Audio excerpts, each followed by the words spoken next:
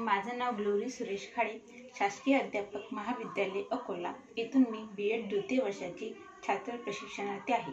तर माझा विषय इतिहास। वर्ग 7 साठी मी इतिहास शिकवणार आहे। वर्ग 7 विषय इतिहास।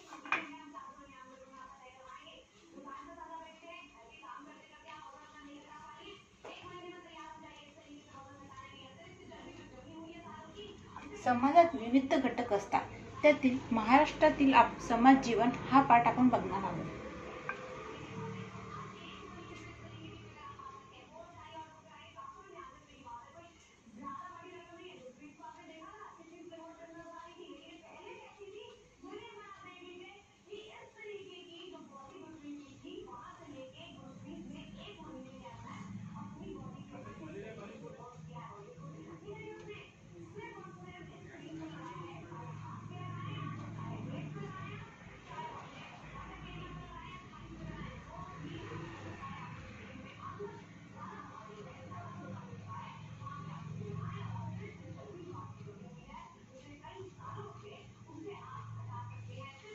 महाराष्ट्रातील समाज जीवन। महाराष्ट्रामध्ये विविध संस्कृती, परंपरा उदयास आलेल्या आहेत। त्या अशा प्रकारे की छत्रपती शिवाजी महाराजांची स्थापन केलेल्या हिंदवी स्वराज्य हे रयतेचे राज्य होते। रयतेचे कल्याण व्हावे, लोकांवर जुलूम होऊ नये, महाराष्ट्र धर्माचे रक्षण व्हावे असा यांचा उदात्त हेतू होता। शिवाजी महाराजांच्या काळातही मराठी राज्यसत्ता भारतभर विस्तार झाला। मराठ्यांची सत्ता सुमारे 150 वर्ष टिकून राहिली। मराठी राज्यांच्या कारभाराची माहिती आपण मागील पाठात बघितलेली आहे। या पाठात आपण काळातील सामाजिक व लोकशाही यांच्याविषयी माहिती घेणार आहोत। तर पहिला पॉइंट आहे सामाजिक परिस्थिती।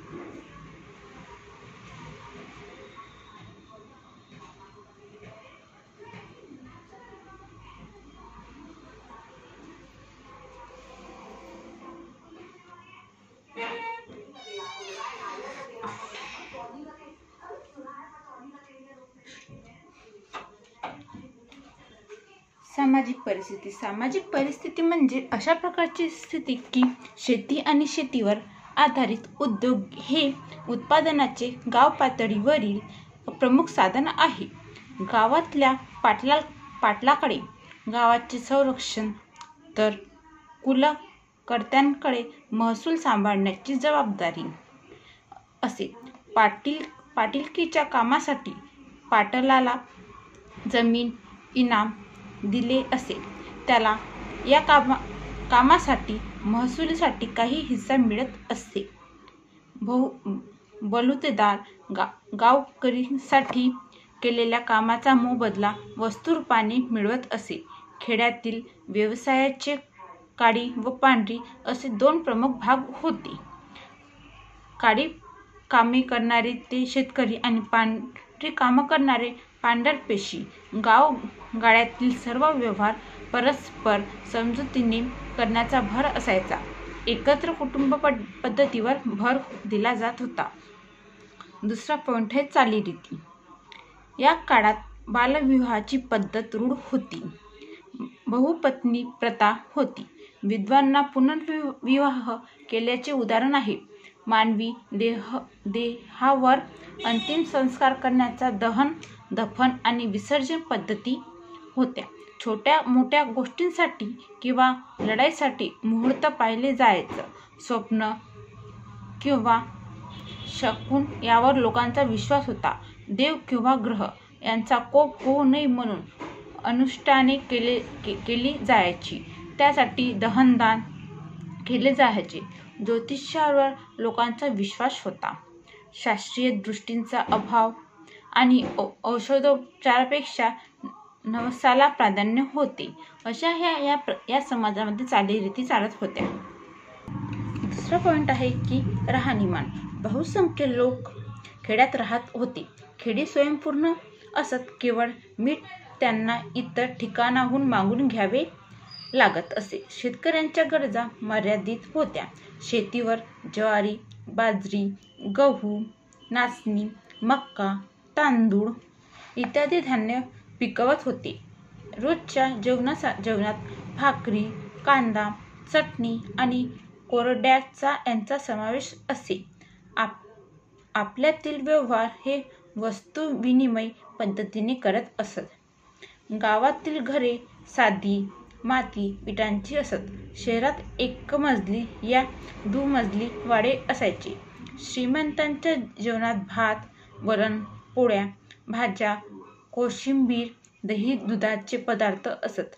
धोतर, कुर्ते, अंगारखा, मुडासे असे पुरुषांचे पोशाख तर लंगोटी, चोळी असा स्त्रियांचा पोशाख असे. हा होता म्हणजे महाराष्ट्रातील समाज जीवनामधील हे होता राहणीमानाचा प्रकार. म्हणजे कोणी गरीब असायचं तर कोणी श्रीमंत असायचं. शेतकऱ्यांच्या घरी सर्व काही अन्न मिळायचं. अशा प्रकारे गावातील घरे ही मातीची किंवा लाकडाची असायची. तर शहरातली घरे ही दुमजली असायची. सण समारंभ, गुढीपाडवा, नागपंचमी, बैलपोळा, दसरा, दिवाळी, मकर संक्रांत, होळी, ईद इत्यादी सण उत्सव लोक साजरे करत असत. पेशव्यांच्या काळात गणेशोत्सव मोठ्या प्रमाणात साजरा केला जायचा. तो घरगुती स्वरूपात साजरा व्हायचा. पेशवे स्वतःच गणेश भक्त असल्याने त्याला महत्त्व आले. प्रतिवर्षी भाद्रपद व चतुर्थी हे अनेक चतुर्दशी परत हा उत्सव चालत असे. दसरा हा सोहळ 3.5 मुहूर्तापैकी एक असल्याने तेव्हापासून शुभ कार्याची सुरुवात लोक करायचे. या दिवशी शस्त्राची पूजा करत, सीमा उल्लंघन करत, एकमेकांना आलट्यापालटी पाने देत दसऱ्यानंतर मराठे मोहिमेवर निघत असत. दिवाळीत बली प्रतिपदन आणि भाऊबीज विशेष करून साजरी करत असत. खेड्यापाड्यात जत्रा भरायच्या. जत्रेला वेळ कुस्त्यांचे कट भरत असत. गुढीपाडवा हा दिवशी गुढी उभारून हा सण साजरा करायचे. उत्सवाच्या वेळी नाचगाणी, डफावरची गाणी, तमाशा इत्यादी मनोरंजनाचे कार्यक्रम व्हायचे. तमाशा हा करमणुकीचा प्रकार लोकप्रिय होता. शिक्षण, या काळातील शिक्षण पद्धती पाठशाळा व मदरसा होत्या. लेखन, वाचन, हिशोबाचे शिक्षण घरातून मिळे. मोडी लिपीचा वापर व्यवहारात होत असे. दळणवळण, प्रवास, घाटमार्ग, सडक, नदीवरील पूल या मार्गाने वाहतूक चालायची. धान्य, कापड, वाणसामान यांची वाहतूक बैलाच्या पाठीवरून होत असे. नदीतून जाण्यासाठी घोड्यांचे वापर व्हायचे. पत्राची ने आण सांडणी स्वार व जादूस करायचे. खेळ, या काळात विविध खेळ खेळले जायचे. खेळ करमणूक व मनोरंजनाचे साधन होते. कुस्ती, युद्धकला हे खेळ लोकप्रिय होते. मल्लखांब, दंड, कुस्ती, लाठी, दंडपट, बोथाटी हे खेळ खेळले जात. हुतुतू, खो-खो, आलट्यापालट्या हे मैदानी खेळ तर सोंगाट्या, गाजीफा, बुद्धिबळ हे बैठे खेळ लोकप्रिय होते. धर्म, आचार, विचार, हिंदू व मुस्लिम असे 2 प्रमुख धर्म या काळात दिसून येतात. छत्रपती शिवाजी महाराजांचे धार्मिक धोरण उदारतेचे होते. प्रत्येकाने आपल्या धर्माप्रमाणे वागावे, दुसऱ्यांच्या आपल्या धर्मात सक्ती करू नये, तशीच विचारधारणा या काळात होती. पाठशाला, देवळे, मदरसा आणि मस्जिदी यांना सरकारकडून देणग्या दिल्या जात असत. दोन्ही धर्माचे अनुयायी एकमेकांच्या सणांमध्ये सहभागी होत असत. वारकरी, महानुभाव, दत्त, नाथ, रामदासी हे पंथ प्रचलित होते. स्त्रियांचे जीवन, स्त्रियांचे या काळातील जीवन कष्टमय होते. माहेर आणि सासर एवढेच तिचे जग असायचे. त्यांच्या शिक्षणाकडे कोणीही लक्ष देत नसे. अपवादात्मक स्त्रियांच्या अक्षर ओळख, प्रशासन आणि युद्धकौशल्यात प्रगती केली होती. यात वीरमाता जिजाबाई, येसूबाई, महाराणी ताराबाई, उमाबाई दाभाडे, गोपीबाई, पुष्णशोक, अहिल्याबाई यांचा समावेश होतो. बालविवाह, विषयविवाह, वैधव्य, केशवपंत, सती, बहुपत्नीत्व या प्रथांनी स्त्रियांचे जीवन जखडून टाकले होते. एकंदरीत त्यांचे जगणे अत्यंत प्रतिकूल होते. सन 1630 ते 1810 या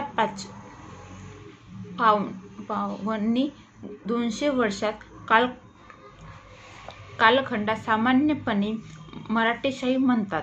या कालखंडात कला, स्थापत्य थोड्यात आढळल्या. आपण पाहूया. शिल्पकला. शिवकाळात कसबा गणपती मंदिरे, जीर्णोद्धार, लाल महाल उभारली, राजगड व रायगडवरील बांधकामे, जलदुर्ग उभारणी या प्रकारे स्थापन उभारणीचे उल्लेख येतात. हिरोजी इंदुलकर हा त्या काळातील प्रसिद्ध स्थापक विशारद होता. गाव वस्त्यांवर शक्यतो षटकोनातील रस्ते, खडके दगडी बांधकाम, नदीपात्राच्या कडेला घाट अशी रचना करत. पेशवे काळात अहमदनगर, विजापूर सारखी पिण्याच्या पाण्याची व्यवस्था पुणे शहरात करण्यात आली. पेशव्यांनी भूमिगत नळ, छोटी धरणे, बाग-बगीचे, हौदे, कारंजी उभारली. पुणे शहराच्या जवळ हडपसर भागातील दिवे घाटातील मस्तानी तलाव स्थापित उद्दिष्ट महत्त्वाचे होते. पुण्यातील शनिवारवाडा, विश्रामबाग, नाशिकचा सरकारवाडा, कोकणाचा रघुनाथ पेशव्यांचा वाडा, सातारकर छत्रपतींचे वाडे याशिवाय वाई, मेणवली, टोके, शिंगोधर, पंढरपूर येथील जुने वाडे, मध्ययुगीन वाडा सांस्कृतिक चिन्हे आहेत. वाड्याच्या बांधकामात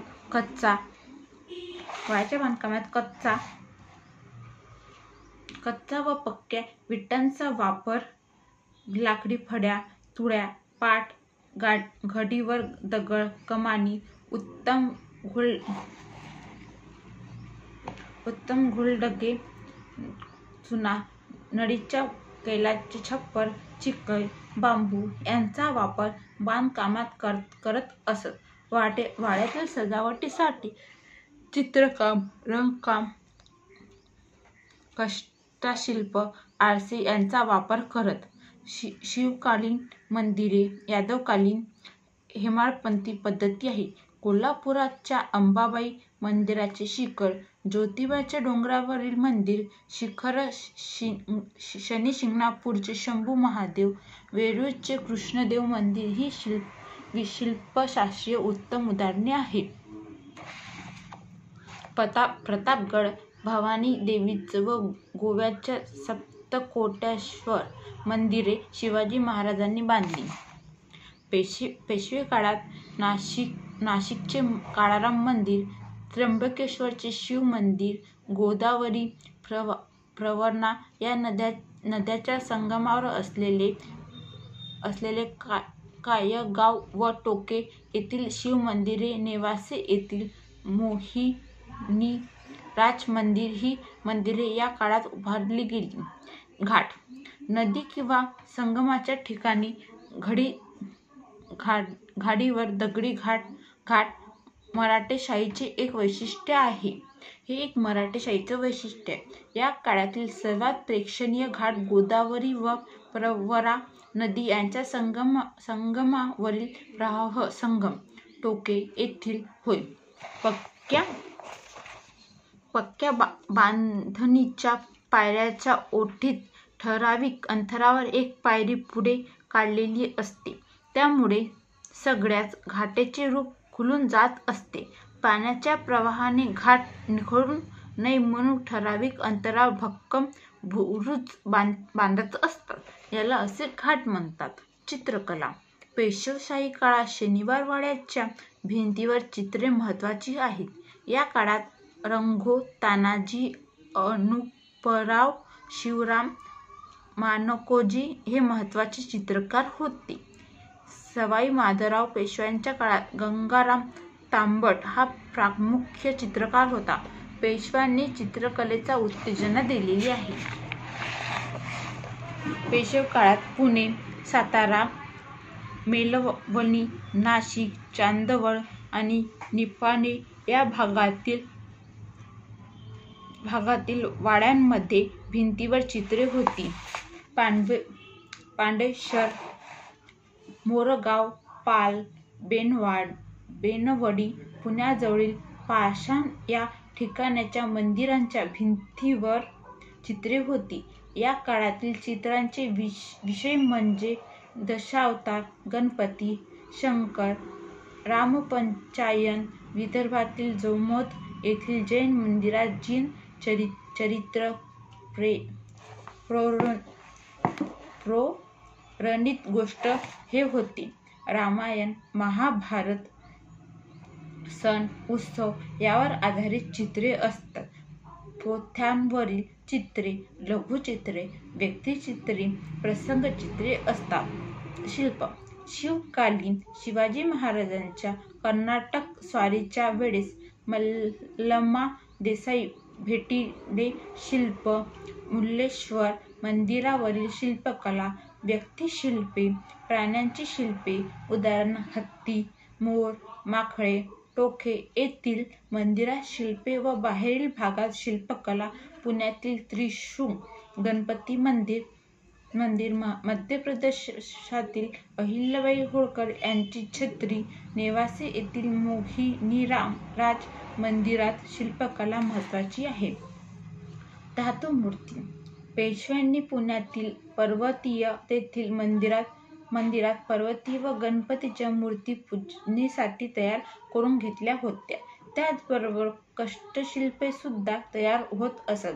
वाङ्मय. संत वाङ्मय, पौराणिक व्याख्याने, टीका, वाङ्मय, ओवी, अभंग, ग्रंथ, कथाकाव्य, चरित्रकथा, संतांची चरित्रे, स्फुट काव्यरचना, देवदेवतांच्या संदर्भात आरत्या, पोवाडे, बखरी, ऐतिहासिक पत्रे हे वाङ्मयाचे महत्त्वाचे भाग होते. नाटककला.